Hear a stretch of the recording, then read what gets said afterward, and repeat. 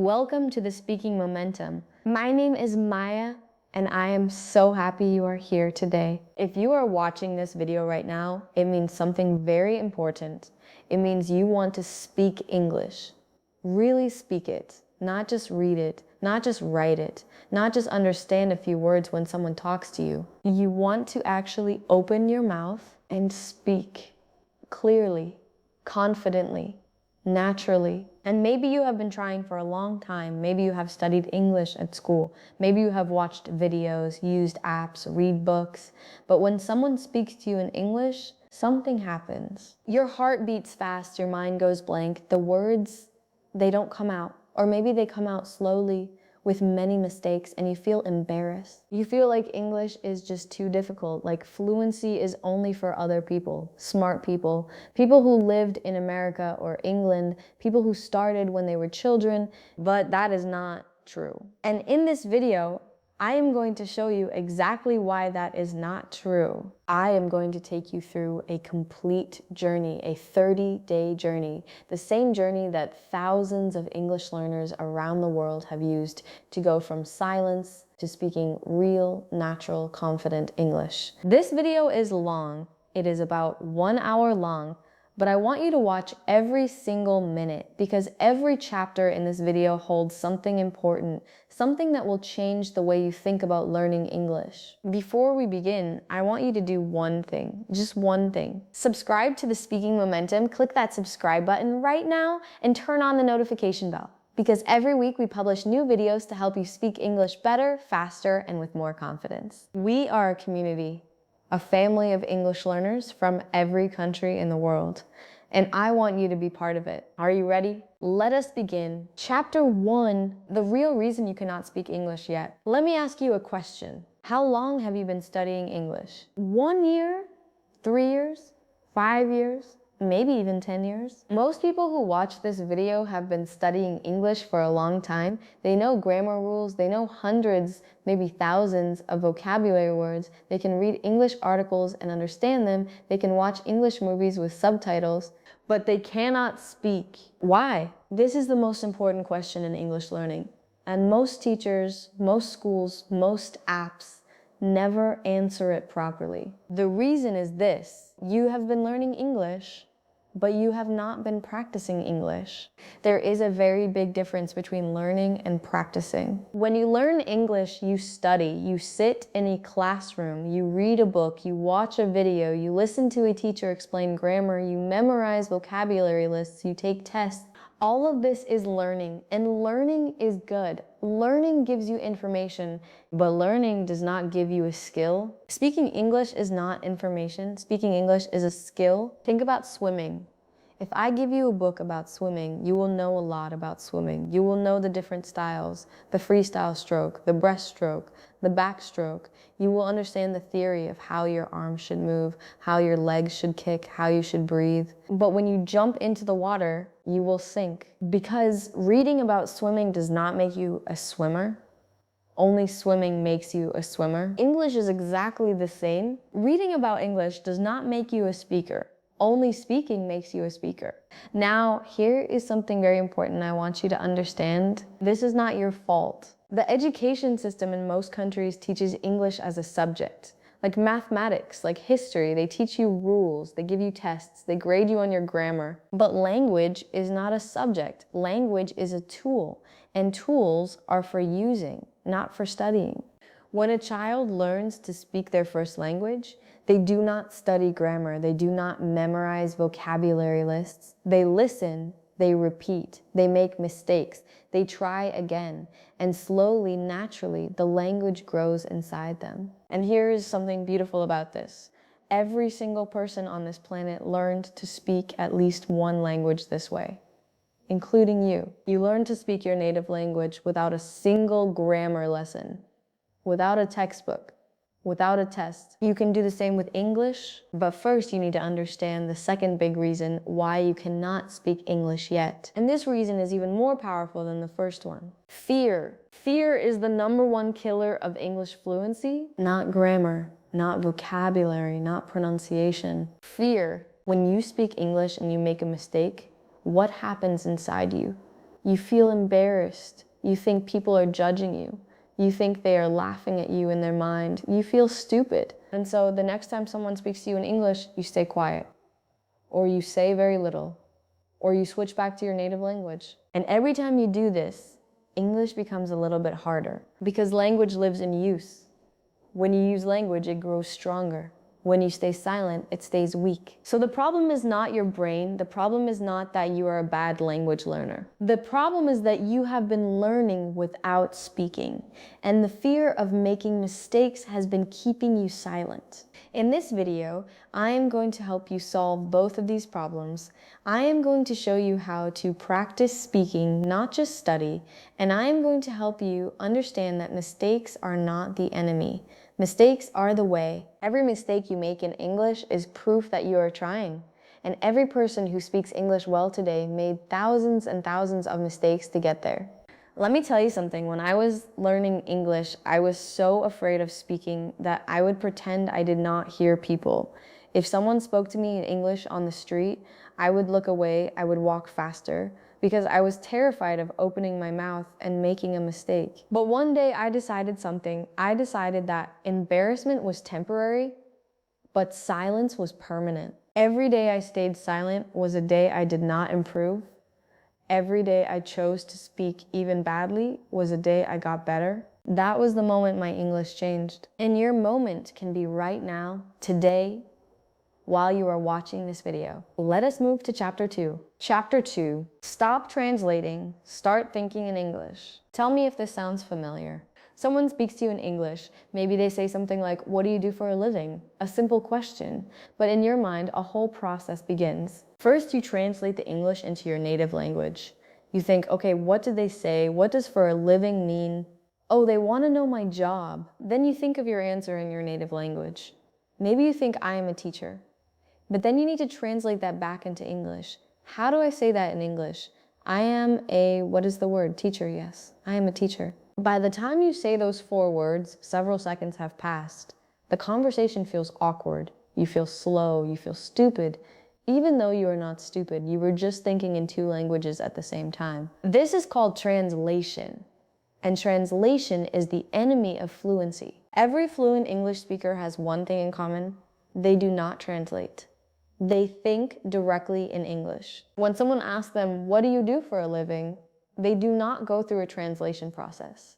The answer comes in English, from English, in English. Now, I know what you are thinking. Maya, that sounds impossible. My whole life I have been thinking in my native language. How can I suddenly think in English? The answer is you cannot do it suddenly, but you can do it gradually. And the process is not as complicated as you think. Here's how it works. Your brain is a habit machine. It does what you practice. If you always translate, it will always translate. But if you practice thinking in English slowly, your brain will learn to think in English. Let me give you the first exercise. It is called object naming. This is the simplest thing you can do starting today. Every time you see an object in your daily life, say its name in English in your mind, not out loud, just in your mind. You wake up in the morning, you see your bed, think bed. You go to the bathroom, you see the mirror, think mirror. You see the toothbrush, think toothbrush.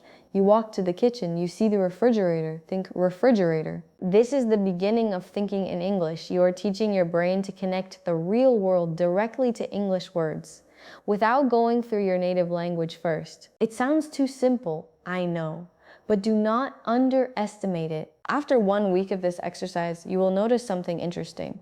When you see a toothbrush, the English word will come to you first, before the word in your native language. This is a small miracle. It means English is starting to live in your brain. Now, the second exercise is a little harder. It is called inner monologue. An inner monologue is the voice inside your head, the one that is always talking. Right now, you are probably having an inner monologue in your native language as you watch this video. For 10 minutes every day, switch that monologue to English. Just describe what you are doing, simply, in short sentences. I am sitting on my chair. I am watching a video. The video is interesting. I am learning about English. I am a little hungry. I will eat after this video. Short sentences, simple words. Do not worry about mistakes. Nobody is listening to your thoughts except you. At first, this will feel very strange, very slow. You will not find the words. You will mix English and your native language. That is completely okay. Keep going. After a few days, it becomes easier. After a week, it feels more natural. After a month, you will have moments, real moments, when you think something in English and you do not even realize it. That is when you know something has changed. There is a third exercise, and this one is very powerful. It is called English dreams. This one is not something you control completely, but you can encourage it. Before you go to sleep, spend 5 minutes thinking in English, just simple thoughts. I had a good day today. I was tired in the morning. I drank 2 cups of coffee. My friend called me. We talked for a long time. When you fill your mind with English before sleep, sometimes your brain will continue processing English while you sleep. And some learners, after doing this regularly, start to have dreams partly in English. This is not magic. This is how the brain works. It processes what you give it. Now let me talk about something very important, the relationship between thinking and speaking. Many people think that speaking comes first and thinking in English comes later. But actually it works the other way. When you learn to think in English first, speaking becomes much easier. Because when you think in English, the words are already there. You are not building the sentence from your native language and translating it. The English sentence builds itself. This is what fluency feels like, and it is available to you. But you have to practice. You have to practice every day. Do not skip a day of thinking in English. Even 5 minutes is better than 0. The consistency is what matters. Let me say that again. Consistency is everything. A little bit every day is 100 times more powerful than a lot once in a while. Okay, let us move to chapter 3. Chapter 3, the power of speaking to yourself every day. What if I told you that you can practice speaking English for 1 hour every day without anyone else, without a teacher, without a language partner, without spending a single dollar? You can, and it is one of the most powerful things you can do. It is called self-talk. And it is the secret weapon of successful language learners around the world. Self-talk means talking to yourself out loud in English. I know what you are thinking right now. Maya, that is crazy. Talking to yourself is crazy. Is it? Think about how many times a day you talk to yourself in your native language. You mumble while you cook. You whisper while you drive. You say words out loud when you are frustrated or happy or surprised. You already talk to yourself all the time. You just do it in your native language. What if you switch that to English? Here's the beautiful thing about self-talk. There is no pressure. Nobody is judging you. Nobody is listening. You can make as many mistakes as you want. You can repeat yourself. You can speak slowly. You can stop in the middle of a sentence and start again. It is a completely safe space to practice speaking. And speaking, even alone, trains your mouth, your tongue, your lips, your throat. It trains the physical muscles that you use to make English sounds. Just like going to a gym trains your physical muscles. Let me give you 5 specific ways to practice self-talk every day. The first way is called narrate your day. As you go through your daily activities, describe them out loud in English. This works especially well when you are alone. When you are making breakfast, say, okay, I am going to make some eggs. I need 2 eggs. I will use this pan. First, I need to turn on the stove. I will add a little bit of oil. Now I will crack the egg. Good. The egg is cooking now. I will wait a few minutes. Okay, the egg is ready. I will put it on this plate. Now I will eat breakfast. Simple, slow, clear. Nobody is listening. You are just talking to yourself. But you are speaking English, real English sentences about real things in your real life. This exercise is so powerful because it teaches you English in context. The words you learn while cooking breakfast are words you will actually use in real life, because real life is full of cooking, eating, walking, working, talking. The second way is called think out loud. Whenever you are solving a problem or making a decision, talk through it in English. What should I cook for dinner tonight? I have some chicken in the refrigerator and some vegetables. Maybe I will make chicken and vegetables. But I'm also a little tired. Maybe I should just order food. No, that is expensive. Okay, I will cook the chicken. it is healthier anyway. This trains you to use English for real thinking, not just simple vocabulary, but actual reasoning, connecting ideas, using words like maybe, but, because, so, anyway. These connector words are what makes speech sound natural. The third way is called the mirror method. Stand in front of a mirror and talk, look at yourself, have a conversation with yourself. Ask yourself questions and answer them. So tell me about yourself. Well, my name is, and I work as I really enjoy, my biggest dream is, what do you like to do in your free time? I also enjoy, my favorite thing to do on weekends is. The mirror helps you in a very specific way. You can see your face while you speak. You can see your expressions. You can see when you look nervous or when you look confident. And the more you practice in the mirror, the more confident your face becomes. And confidence in your face actually helps confidence in your voice. The fourth way is called retell a story. Every day, watch a short video, read a short story, or listen to something in English, then close the video or the book and retell what you heard or read in your own words out loud. Okay, so in this video, a man was talking about his experience moving to a new city.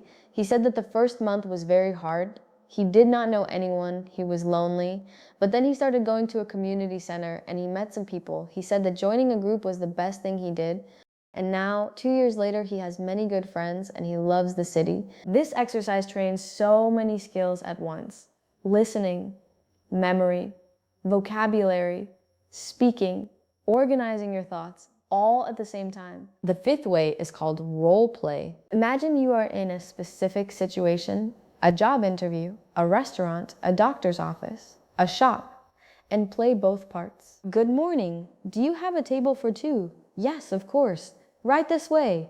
Oh, thank you. Can I see the menu, please? Here you are. Thank you. What would you recommend? Our pasta is very good today. Oh, that sounds nice. I will have the pasta, please. This is pure practice for real conversations. And you can practice any situation you want, anytime, anywhere, for free. Now, here is my challenge to you. Starting today, I want you to speak English out loud for at least 15 minutes every day. Just 15 minutes. You can do the narrating exercise, or the mirror method, or the role play. Mix them up, keep it interesting, but speak out loud every day. After 30 days of this, you will feel a change, I promise you. Your mouth will know English better, your sentences will come faster, your confidence will grow, because you will have been practicing, really practicing, not just studying. Now, let me share something that many language coaches do not tell you. The reason self-talk is so powerful is that it removes the social pressure from speaking. And social pressure is the main reason people freeze when they try to speak. When you speak to another person, your brain is doing many things at once. It is thinking about vocabulary, it is thinking about grammar, it is thinking about pronunciation, and at the same time, it is worried about what the other person thinks of you. It is watching their face for reactions. It is wondering if you are making mistakes. That is a lot of tasks for one brain. And when the brain is overwhelmed, it shuts down.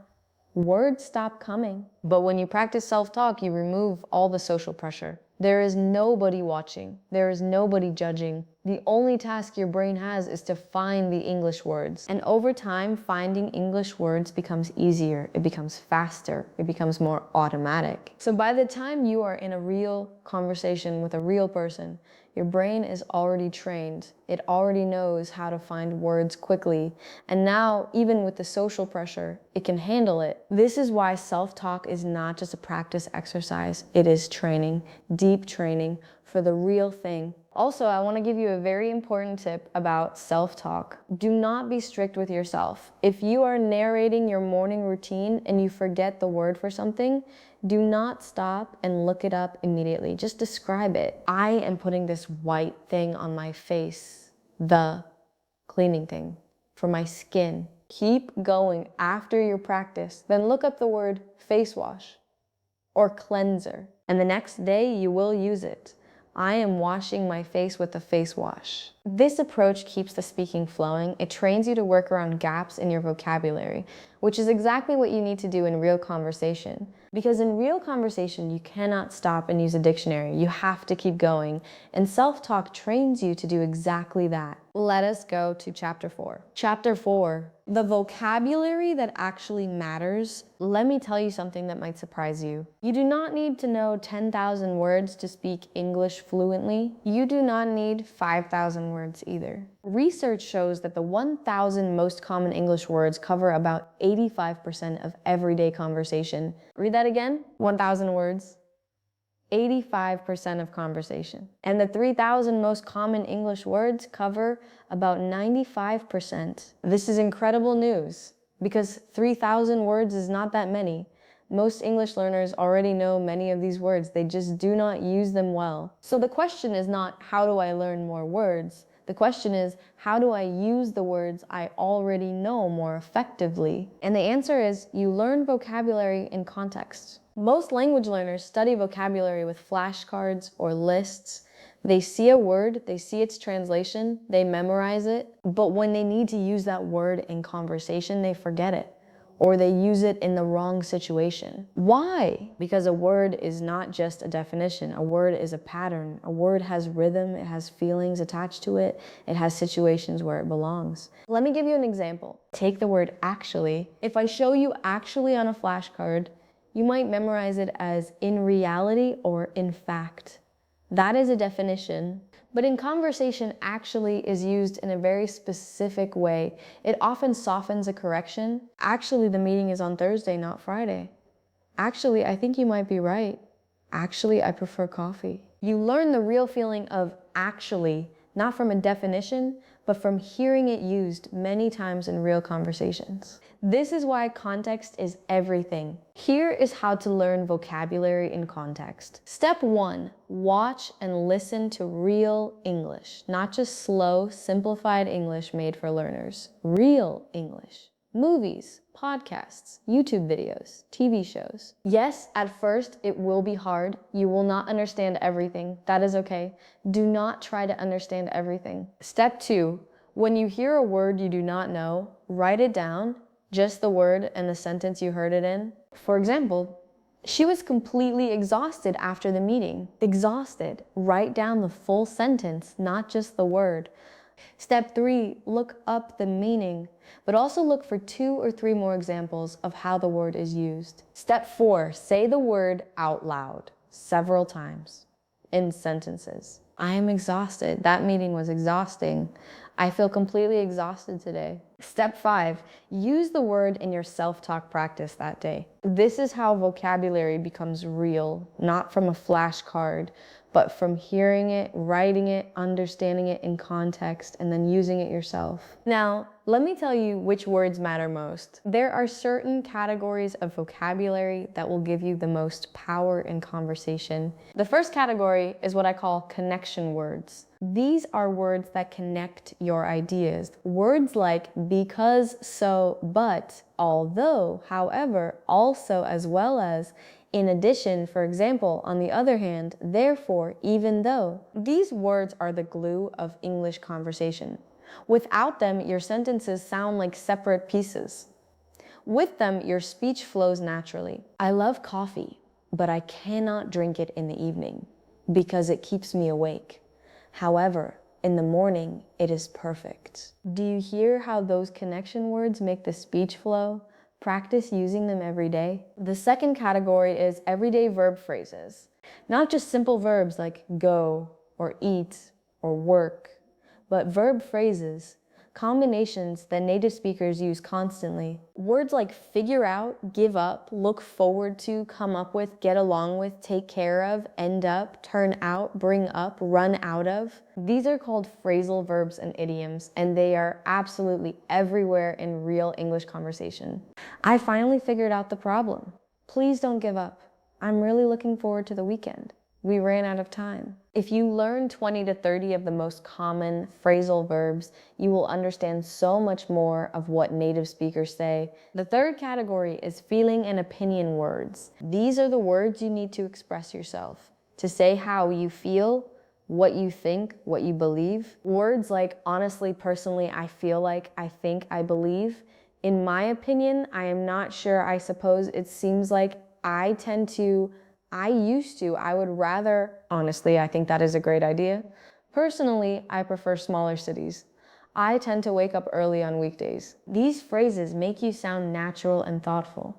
They also give you more time to think because they fill a second or two while your brain finds the next words. Now, I want to give you a very specific system for building your vocabulary. It is called the 10 words a week system. Every Monday, you choose 10 new words to learn, not 20, not 50, just 10. But you do not just memorize these words, you deeply learn them.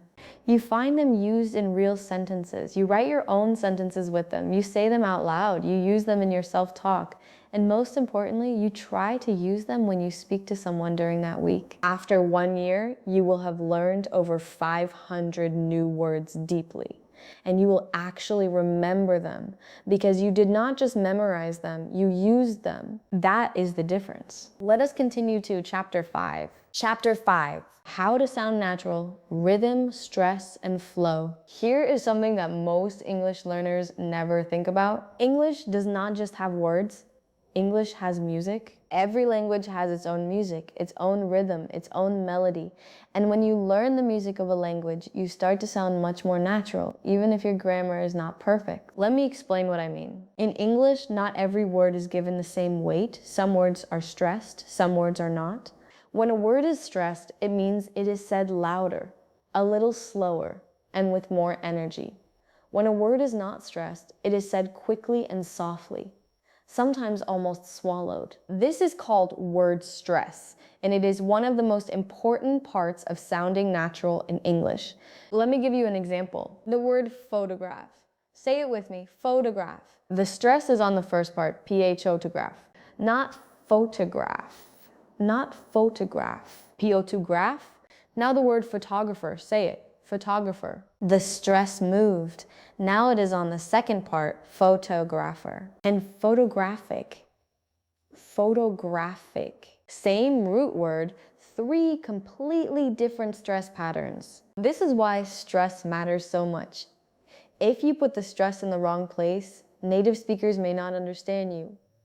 Not because of your accent, but because the stress pattern does not match the word they know. Here is how to practice word stress. When you learn a new word, always learn where the stress is. You can check any dictionary online. They always show you which part of the word is stressed. Then say the word out loud 3 times with the correct stress.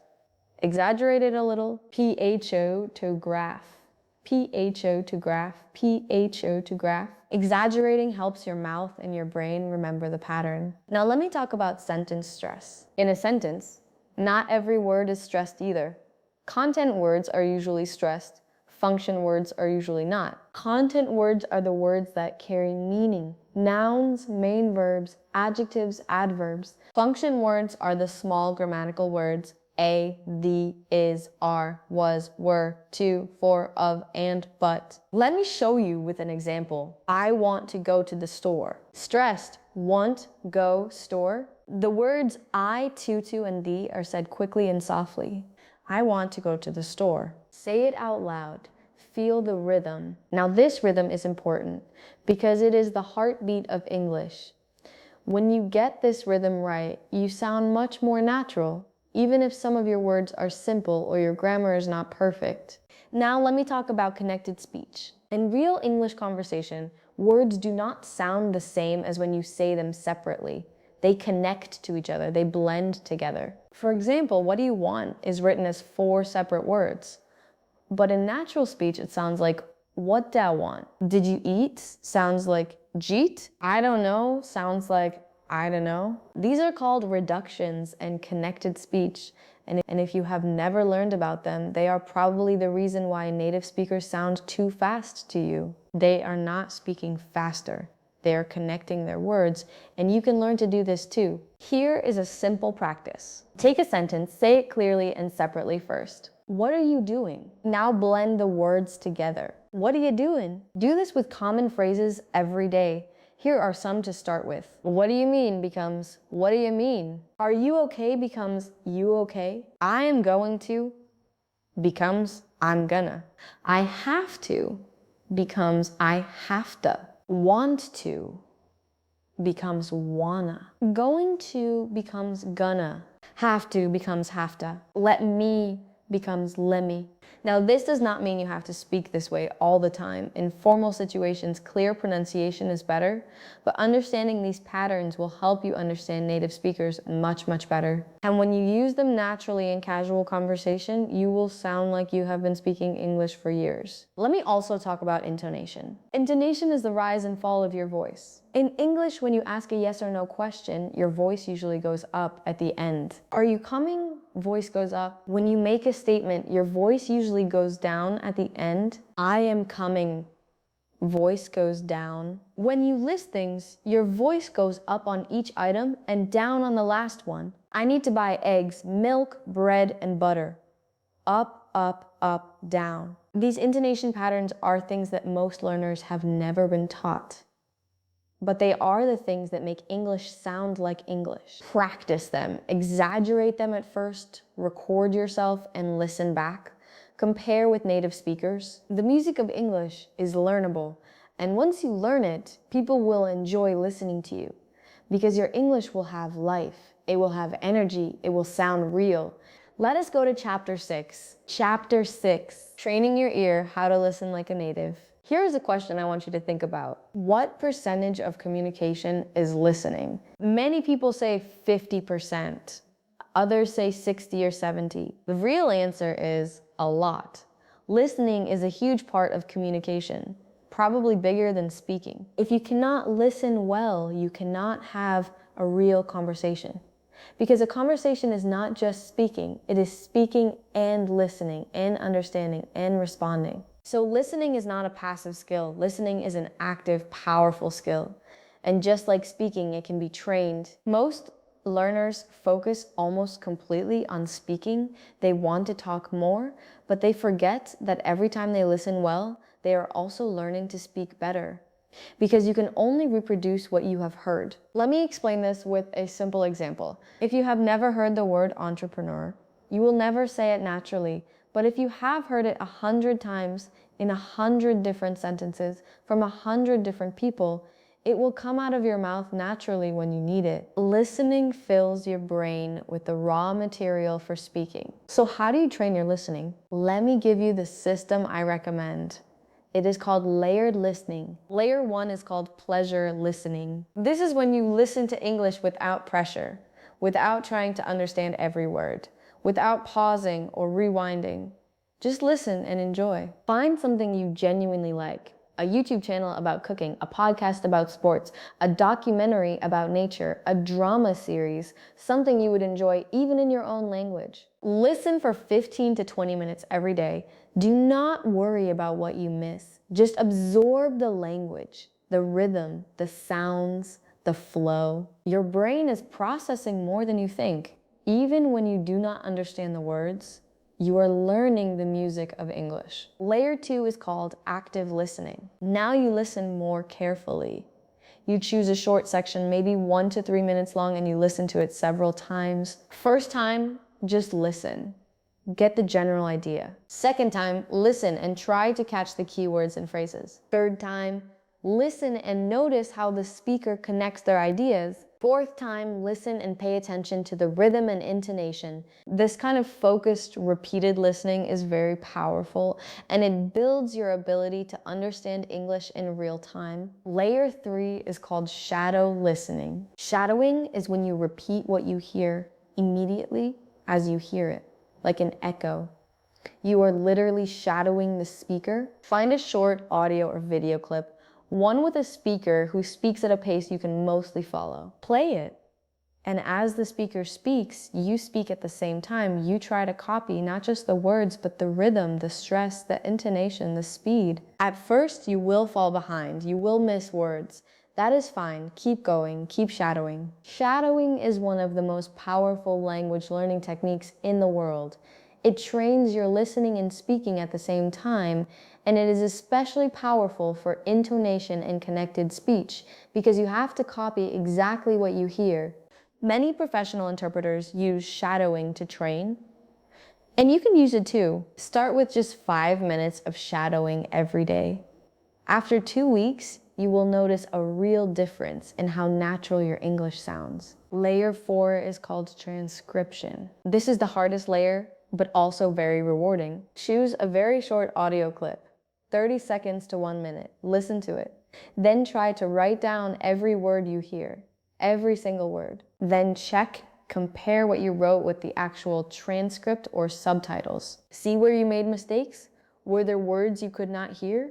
Were there connected speech patterns that confused you? Were there words you did not know? Do this exercise a few times a week and your listening accuracy will improve dramatically. Now, let me also give you some advice about what to listen to. For beginners, I recommend podcasts and YouTube channels made for English learners, things that are clear, well-spoken, and not too fast. This channel, The Speaking Momentum, is a good place to start. For intermediate learners, I recommend a mix, some learner content and some native content. TED Talks are great because the speakers are clear and interesting. American and British news programs are also very good. For advanced learners, go fully native. Podcasts where native speakers have real conversations, movies and TV shows with no subtitles, interviews, stand-up comedy. Push yourself just a little beyond your comfort zone. That is where growth happens. And remember, every minute you spend listening to English, you are learning. Even when it feels hard, even when you do not understand much, your brain is working. And remember, every minute you spend listening to English, you are learning. Even when it feels hard, even when you do not understand much, your brain is working. Let me also talk about something called English immersion. Immersion simply means surrounding yourself with English as much as possible in your daily life. You do not need to live in an English-speaking country to immerse yourself in English. You can create immersion wherever you are. Here is how. Change all your devices to English, your phone, your computer, your tablet. When everything around you is in English, you are reading English all day without even trying. Listen to English music, even if you do not understand all the words. Your ear gets used to the sounds of English, the rhythm, the melody. Set an English only time every day. Choose 1 hour, maybe during lunch or in the evening, where you only consume English content, no native language, only English. Videos, music, podcasts, whatever you like, but only English. Follow English speakers on social media, actors, athletes, scientists, chefs, people you find interesting. Every post you scroll past is a tiny English lesson. Put English subtitles on everything, not your native language subtitles. English subtitles, even on shows you have seen before. You will be surprised how much your reading and listening improve together. When you are commuting or walking or exercising, listen to English podcasts instead of music. These moments add up to hours of English listening every week, hours you were probably not using for English before. Immersion does not have to be intense or exhausting. It just has to be consistent.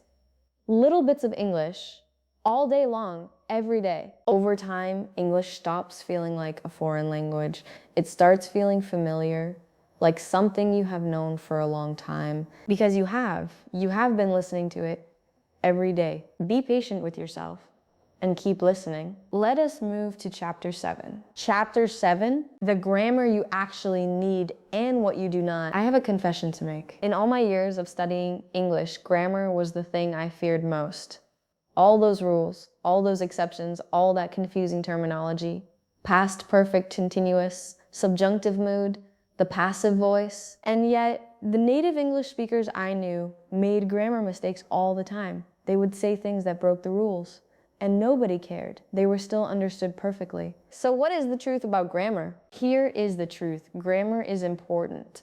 But perfect grammar is not required for fluency. Let me say that again. Grammar is important, but perfect grammar is not required for fluency. Communication is the goal, not perfection. Think about this. A child of 3 or 4 years old speaks their native language with many grammar mistakes, but they communicate. They express what they want. They tell stories. They ask questions. They are understood. And nobody says to that child, you cannot speak this language because your grammar is not perfect. No, because the purpose of language is communication. And communication does not require perfection. Now, this does not mean grammar does not matter at all. It does. Good grammar helps you be understood more clearly. It helps you sound more professional.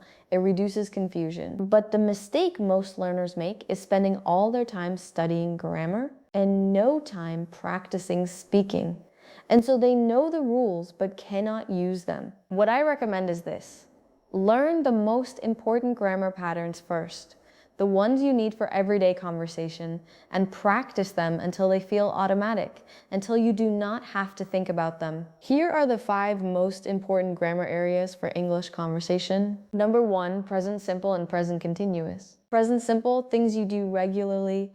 I work every day, she drinks coffee in the morning, they live in the city. Present continuous, things happening right now. I am watching a video. She is cooking dinner. They are coming soon. These 2 tenses alone will cover a huge percentage of everyday conversation. Number 2, past simple and past perfect. Past simple, things that happened and finished. I went to school. She called me. We ate dinner. Past perfect, things that happened before another past thing. I had already eaten when she called. He had finished the work before we arrived. These 2 will help you tell stories and explain past events. Number 3, future forms. Will for predictions and promises. I will help you. It will rain tomorrow. Going to for plans. I am going to call him later. We are going to travel next month. Present continuous for arrangements. I am meeting her at 3 o'clock. Number 4, modal verbs. Can, could, should, would, must, might, may, have to, need to. These are incredibly powerful. They add meaning, politeness, possibility, and obligation. You should try this. I might be late. Can I help you? You have to see this. I would love to. Learn these modal verbs and how to use them. They will transform your conversations. Number 5, questions. Yes, no questions. Are you coming? Did she call? Have you eaten? Questions. What time is it? Where do you live? Why are you laughing? How does this work? Who told you that? Questions are the engine of conversation. If you can ask good questions, you can keep any conversation going, even when your vocabulary is limited. Now let me give you the most important grammar advice I can. Stop studying grammar, start noticing grammar. When you read or listen to English, notice how the language is used. Notice the patterns. Notice how native speakers connect words and sentences, and then imitate. Copy those patterns, use them in your own speaking and writing. This is called pattern recognition, and it is much more powerful than memorizing rules. When you see I have never been to enough times, you will naturally say I have never been to correctly. You will not need to remember a grammar rule. The pattern is already in your brain. This is how children learn grammar, not from rules, from patterns. And you can do the same. Let us go to chapter 8. Chapter 8, how to speak with confidence and overcome fear. Let me be very honest with you now. Everything in this video, every exercise, every technique, every strategy is completely useless if you are too afraid to speak. Fear is the final wall between you and English fluency, and it is the most important wall to break through. So let us talk about fear. Really talk about it. Why are you afraid to speak English? I want you to think about this honestly. What is the worst thing that could happen if you speak English and make a mistake? Maybe the person you are talking to does not understand you, so you try again with different words. That is okay. Maybe you say the wrong word or the wrong tense. The person understands anyway and responds. The conversation continues. That is okay. Maybe someone smiles at your mistake or gently corrects you. That might feel embarrassing for a moment, but then it passes and you learn something. That is okay. Is any of that truly terrible? No, it is not.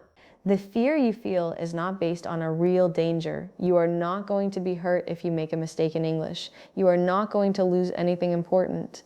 Nobody is going to laugh at you for trying. In fact, most people respect someone who is learning a new language.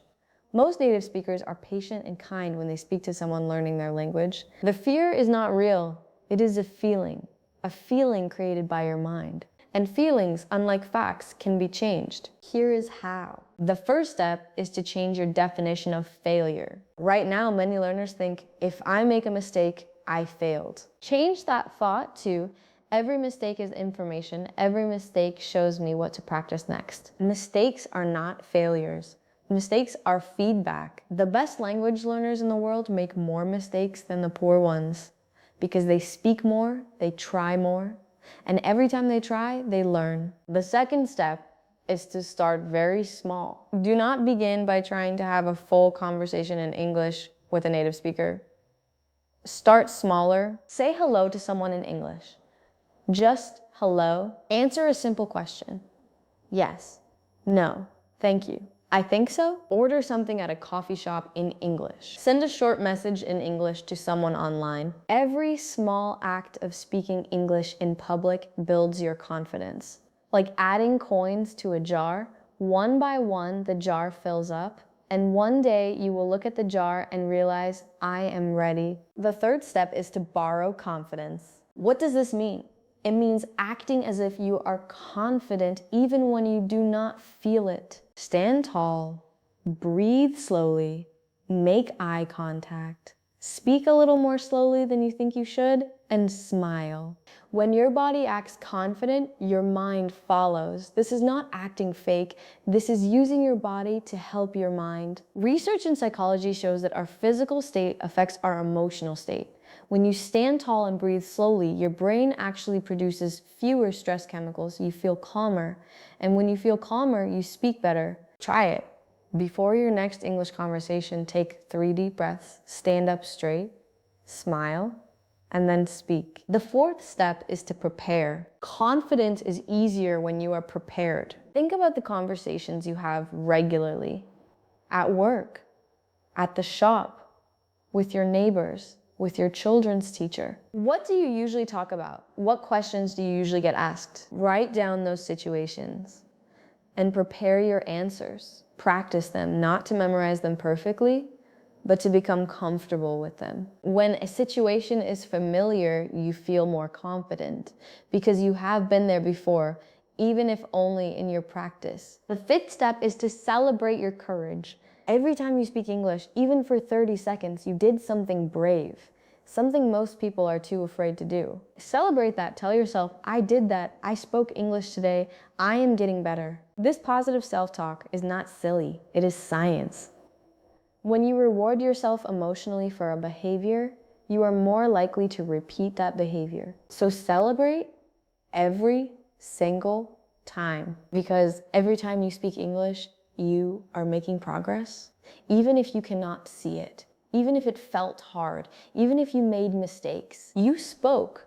That is what matters. The fifth step is to celebrate your courage. Every time you speak English, even for 30 seconds, you did something brave. Something most people are too afraid to do. Celebrate that. Tell yourself, I did that. I spoke English today. I am getting better. This positive self-talk is not silly. It is science. When you reward yourself emotionally for a behavior, you are more likely to repeat that behavior. So celebrate every single time. Because every time you speak English, you are making progress. Even if you cannot see it, even if it felt hard, even if you made mistakes, you spoke.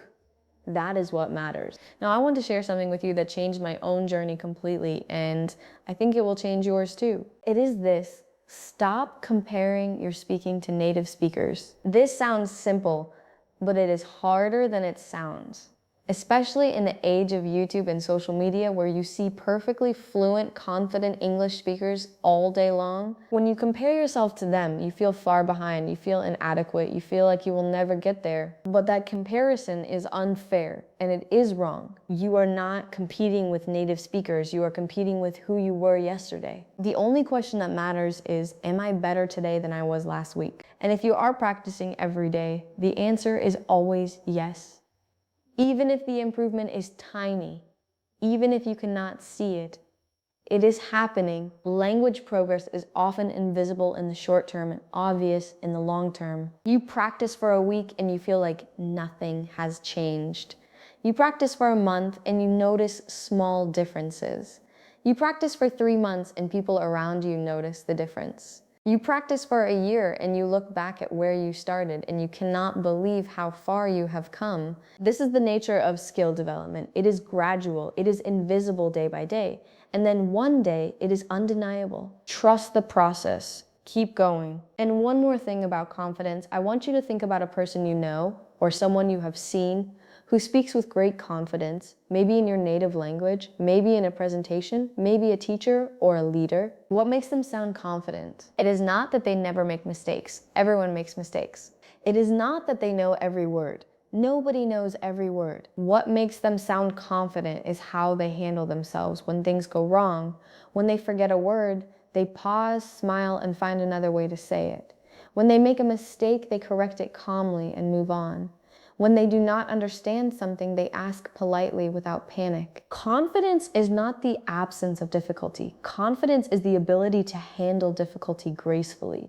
And that is something you can learn and practice starting today. Let us go to chapter 9. Chapter 9, real conversation strategies. What to say when you get stuck? Have you ever been in the middle of an English conversation and suddenly your mind goes blank? You know what you want to say, but the words will not come. Or you do not know a specific word. Or the other person speaks too fast and you did not catch what they said. This happens to everyone, even advanced speakers. But there is a big difference between someone who handles this well and someone who does not. The person who does not know how to handle it, they stop talking, they apologize, they switch to their native language, they feel embarrassed. The conversation dies. The person who knows how to handle it, they use strategies, they keep the conversation going, they look confident even when they are struggling, and nobody even notices there was a problem. These strategies have a name. They are called communication strategies, and they are one of the most important things you can learn for real conversations. Let me give you 10 of the most powerful ones. Strategy number 1, use filler phrases to buy time. When you need a moment to think, do not be silent. Use a filler phrase. That's a good question. Let me think about that for a moment. I'm not sure. Let me see. Actually, that's interesting. Well, I think, you know what? These phrases give you 2 or 3 seconds to collect your thoughts, and they sound completely natural. Native speakers use them all the time. Strategy number 2, ask for repetition politely. If you did not catch what someone said, do not panic. Simply ask them to repeat. Sorry, could you say that again? Excuse me, I didn't quite catch that. Sorry, could you speak a little more slowly, please? I beg your pardon? These are all perfectly normal and polite things to say, and anyone who says them to you will understand and repeat themselves. Strategy number 3, ask for clarification. If you heard the words but you did not understand the meaning, ask for clarification. Sorry, what do you mean by that? Could you explain that a little more? I'm not sure I follow. Can you give me an example? These phrases show that you are paying attention and you want to understand. People appreciate this. Strategy number 4, describe a word you do not know. Sometimes you do not know the word in English. Instead of stopping and going quiet, describe it. Instead of electricity bill, say, the paper that tells you how much you need to pay for the electricity. Instead of escalator, say, the moving stairs in a shopping mall. Instead of receipt, say, the small paper they give you after you pay. This is called circumlocution. And it is a very natural thing that native speakers do too. Nobody knows every single word. Everyone describes sometimes. Strategy number 5, echo and confirm. When you hear something and you want to confirm you understood it, echo back part of what the person said. Person, we need to finish this by Friday. You, by Friday. Got it. Person, could you come at 10 instead of 9? You at 10? Yes, of course. Echoing shows you understood, it keeps the conversation smooth, and it gives you a tiny bit of extra time. Strategy number 6, use you know what I mean, and does that make sense? After explaining something, especially when you are not sure you explained it well, use one of these. I think it's kind of like, the feeling when you achieve something big, like happiness, but more, you know what I mean? So my point is that we should do it step by step. Does that make sense? These phrases invite the other person to help you, to fill in the gap. And they sound very natural. Strategy number 7, Stall with agreement. When someone says something and you are not ready to respond, buy time with agreement. Right, I see, exactly, absolutely, that makes sense. Interesting. These one-word responses keep the conversation going while your brain catches up. Strategy number 8, redirect with a question. If you are stuck, redirect the conversation by asking a question. That's interesting, what do you think about it? Yes, and what was your experience with that? How long have you been dealing with that? This takes the pressure off you. You give the other person a chance to speak, and you get time to think. Strategy number 9, slow down intentionally. Most learners try to speak fast because they think it makes them sound better. But actually, the opposite is true. Native speakers who speak clearly and not too fast are much more pleasant to listen to, and they are much easier to understand. If you speak slowly, you make fewer mistakes, you have more time to find the right words, and your sentences are more organized. So intentionally slow down, take a breath, speak clearly, do not rush. Strategy number 10, embrace imperfection openly. Sometimes the most confident thing you can do is simply say, "Excuse me, my English is not perfect, but let me try." This does 3 things. First, it relaxes you because you have already admitted you are not perfect. So there is no pressure to be perfect. Second, it relaxes the other person. They know to be patient. Third, it shows honesty and humility. And people respect honesty and humility. You do not have to pretend to be fluent. You just have to keep trying. These 10 strategies combined with daily practice will make you a much more effective communicator, even before your English is perfect. Because here is the truth. Fluency is not about perfection. Fluency is about communication. And with these strategies, you can communicate effectively. Right now, let us go to the final chapter. Chapter 10, your complete 30-day speaking plan, day-by-day action. We have covered a lot in this video. You have learned why most people cannot speak English even after years of study. You have learned how to start thinking in English. You have learned self-talk techniques. You have learned about vocabulary and grammar and listening and confidence and conversation strategies. But now comes the most important part. What do you actually do starting tomorrow? Every day? Because knowledge without action is just information, and information does not make you fluent. Action makes you fluent. So here is your complete 30-day plan, your day-by-day, week-by-week roadmap to real speaking progress. I will divide the 30 days into 4 phases. Phase 1 is week 1, foundation. Phase 2 is week 2, building. Phase 3 is week 3, expanding. Phase 4 is week 4, performing. Let me walk you through each one. PAs 1, week 1, foundation. The goal of week 1 is to build your daily English habits. Day 1 and day 2, set up your environment. Change your phone language to English. Change your social media to English. Put small English labels on things in your home, your phone, your door, your kitchen. Start your object naming exercise. Every object you see, name it in English, in your mind, all day long. In the evening, spend 5 minutes thinking in English before sleep. Simple thoughts, simple sentences. Day 3 and day 4, add self-talk. Start narrating your morning routine in English, out loud, just your morning. Getting up, brushing your teeth, making breakfast. 5 minutes of self-talk. That is all, 5 minutes. Also start your mirror exercise. Stand in front of the mirror and introduce yourself in English. Your name, where you are from, what you do. Simple, slow, no pressure. Day 5, start your listening practice. Find something in English that you genuinely enjoy. A YouTube channel, a podcast, a show.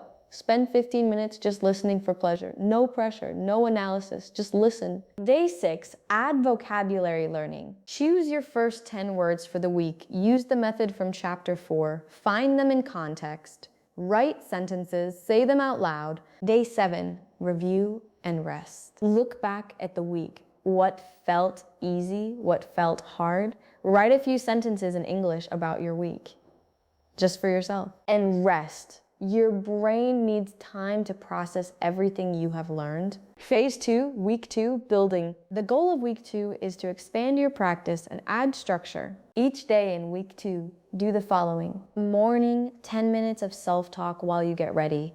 Narrate your routine. Think out loud. Daytime, practice object naming. Notice English everywhere around you. Signs, packaging, menus, read them out loud when you can. Evening, 15 minutes of layered listening. Start with pleasure listening, then pick a short clip and listen actively 2 or 3 times. Before bed, write 3 sentences in English about your day. Simple, short, real. On day 10, add shadowing practice. Find a short, clear English audio or video. Follow along and shadow the speaker. Just 2 to 3 minutes. Do this every day from now on. On day 12, try your first role play. Choose a situation: ordering coffee, greeting a neighbor, answering a phone call. Play both sides of the conversation out loud. On day 14, record yourself. This is an important step. Record yourself speaking English for 3 minutes. Talk about anything: your day, your favorite food, a movie you like, anything.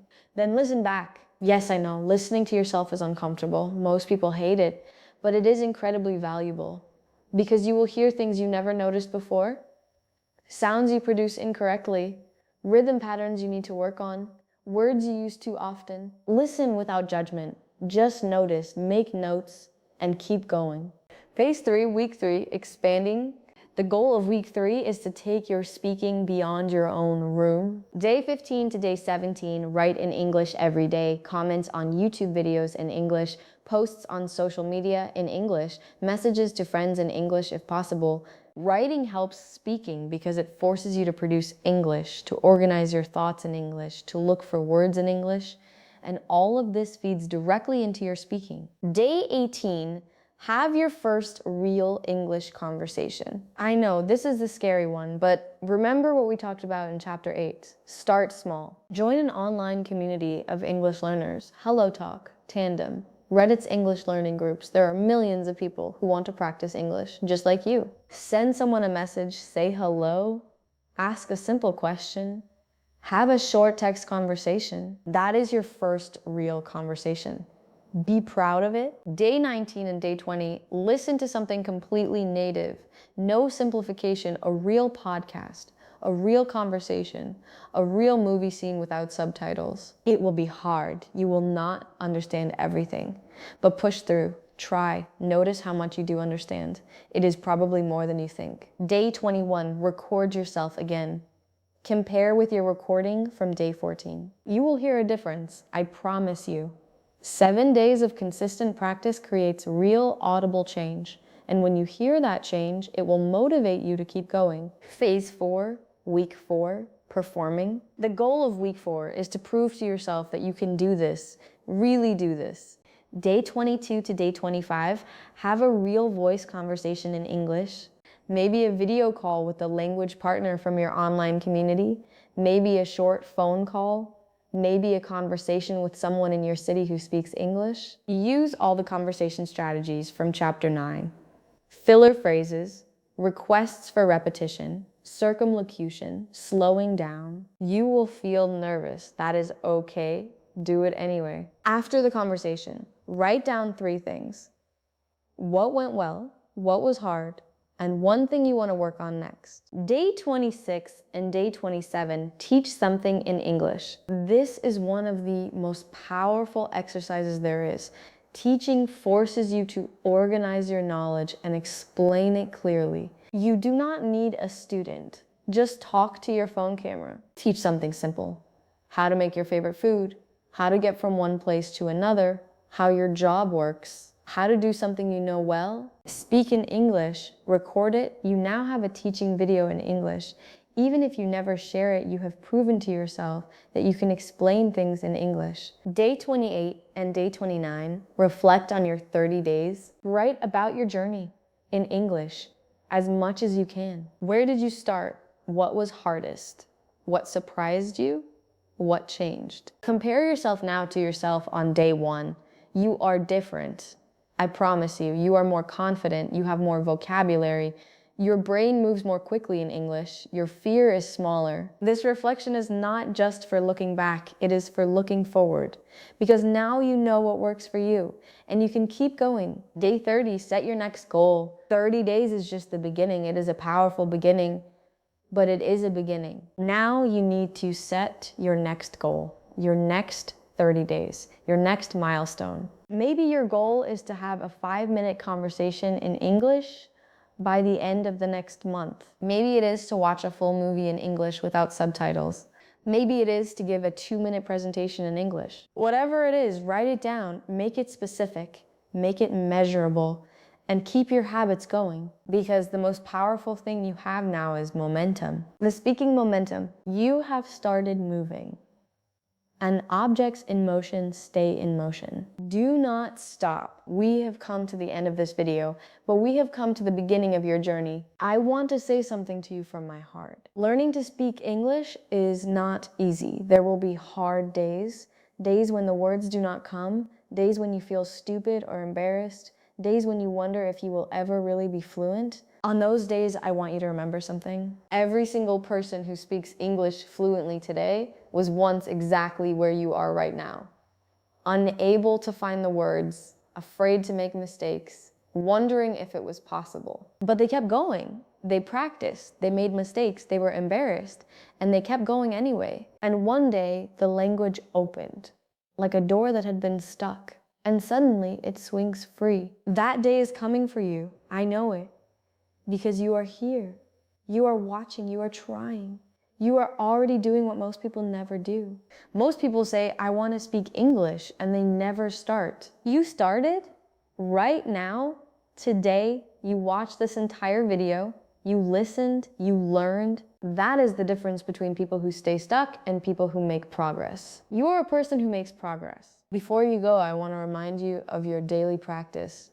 Here is a summary. Every morning, 10 minutes of self-talk, narrate your routine, think out loud in English. Every day, 15 minutes of active listening. Layer your listening, shadow occasionally.